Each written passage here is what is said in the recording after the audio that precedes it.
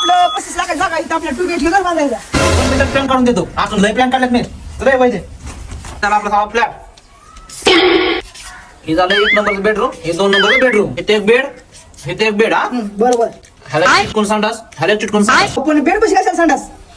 अहो झोपताना संडास लागली म्हणजे काय करायचं तुम्हाला नसतं कळत. आता इथं आलो किचन. ह्या किचन मध्ये एक संडास आणि तिथे एक संडास. किचनमध्ये बी संडास होय.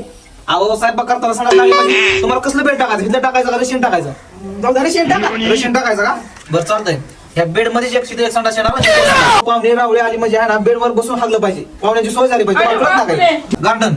हा हा गार्डन चारी कोपऱ्यात संडास, इकडे एक संडास, इकडे इकडे. अहो, काय लावले की संडास असते तोय हो इंजिनियर. तिथं मध्ये नाही जागा रिकामी राहिली, तिथं काय तर टाका. बा, माझ्याकडे एक नंबरचा प्लेन आहे डोक्यात, तुम्हाला लक्षात आलं नाही की त्याची मध्ये जागा शिल्लक राहणार आहे. तिथं आपण सगळ्यात मोठं संडास करणार. 1 टाइम 50 माणसं. अहो काय राव इंजिनियर, अख्ख्या घरात तुम्ही संडासच केले. नेमकं त्यात हागायचं का राहायचं या?